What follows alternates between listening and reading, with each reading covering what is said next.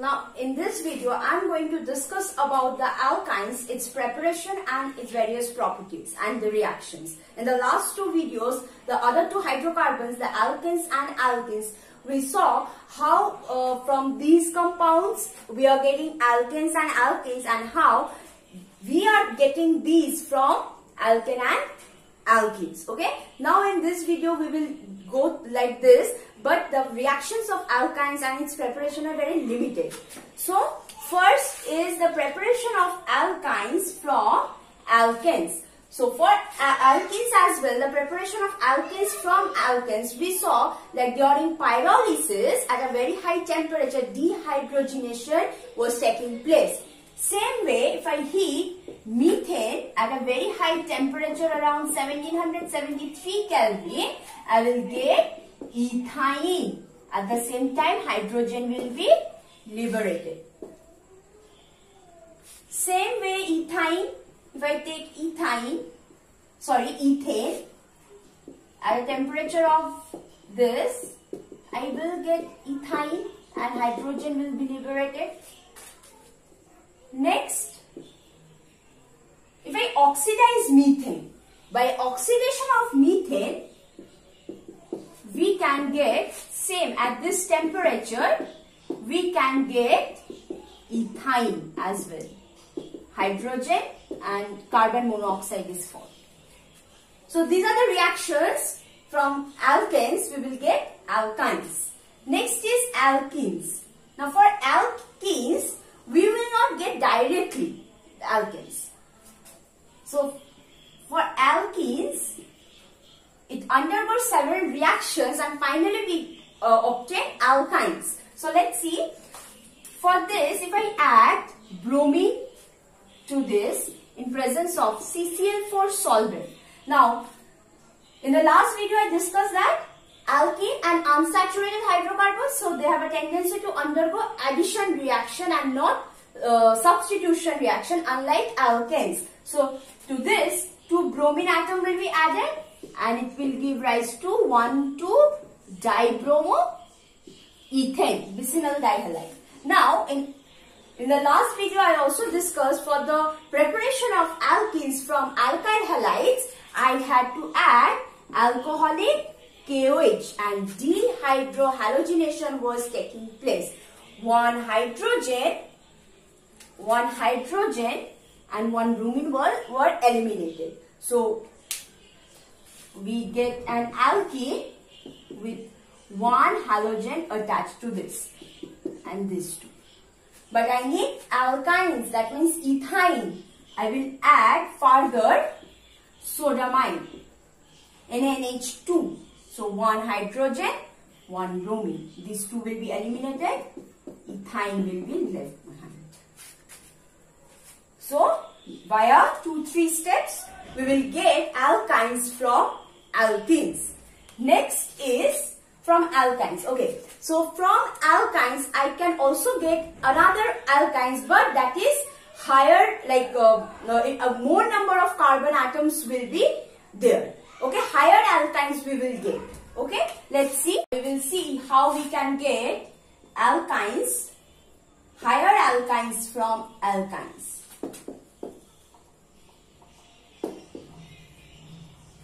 That means from ethane I can get propane.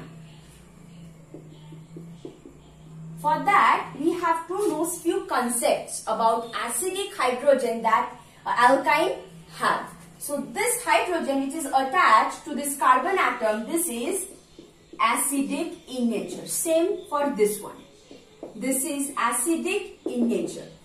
Why so? For that we have to see the hybridization of this carbon atom, and the hybridization of this carbon atom is sp.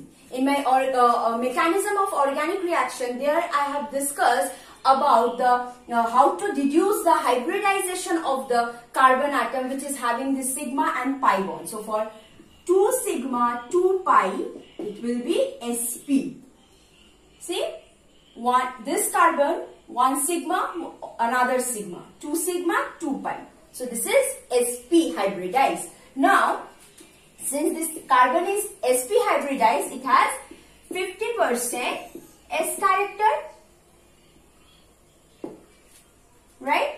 Since it has a 50% S character, it is more closer to the nucleus. So this carbon, it is more attracted towards the nucleus. Its electrons are attracted towards the nucleus. Okay. So since this carbon is sp and it has 50% S character and penetration of S orbital is more closer to the nucleus.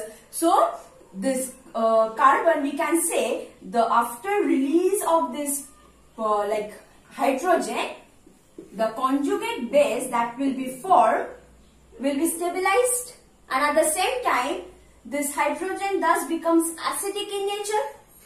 Since this carbon atom is sp hybridized, that means it has 50% S character. That's why it can attract electrons towards itself, since it is lying more closer to the nucleus, because S orbital has greater penetrating power towards the nucleus, thus making this hydrogen acidic in nature, so it can be easily dissociated, giving rise to this conjugate base. Same for this hydrogen.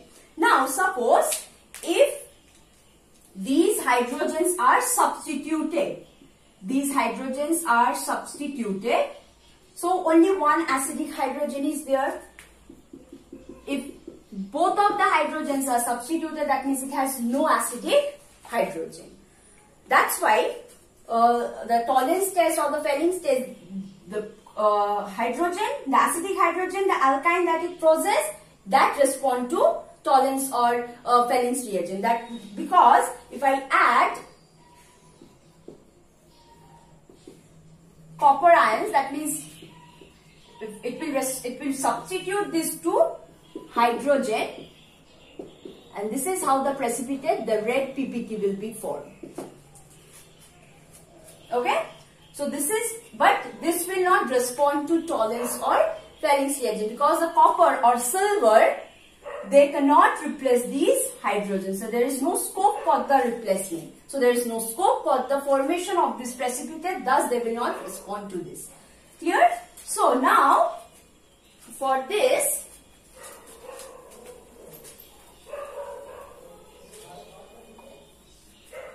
so if I see ethyne, since this is acidic in nature, this hydrogen, now I can remove this hydrogen by treating it with a base. If I use sodamine, so this NH2 minus will abstract this hydrogen and this will form a negative charge, so C negative H. Now if I add an alkyl halide, right, RCl, Na plus, an ionic bond. So what will happen? NaCl or NeX, Rx, okay? R and H. So you see, higher alkynes we have got. So if I take this one and add sodamine, so this hydrogen will be eliminated by NH2 minus, then this will left behind. This is what will be formed. Now if I add methyl chloride, we get but 2-ine, like this. Now suppose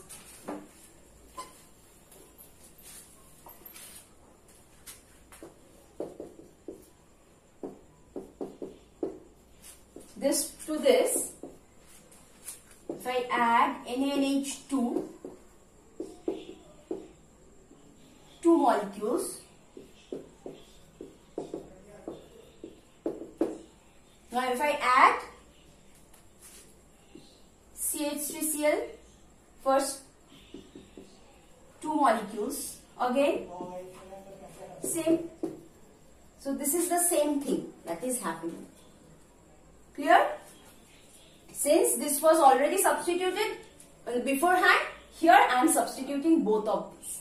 So for that I have to take 2 moles of each. That means 2 acidic hydrogens are there. Here there was only 1 acidic hydrogen.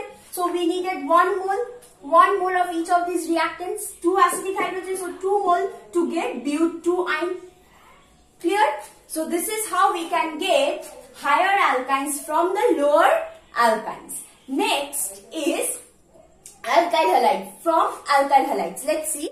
Now, alkyl halides to alkynes. We have already seen when this is present, if I add alcoholic KOH first, it will form an ethene, and then if I add NaNH2, I will get ethyne. Now I can also get directly if I add zinc. I will get directly zinc bromide. So this is how I can prepare alkyne from alkyl halides. Now these are the few reactions or preparations of alkynes. I can also get alkynes from calcium carbide. CaC2, on adding water, I can get ethyne and calcium hydroxide. So this is another mode of preparation of alkynes. So these are the few preparations or reactions regarding the preparations of alkynes. Next, we will see the properties and the reactions of alkynes, how we will get these from alkynes.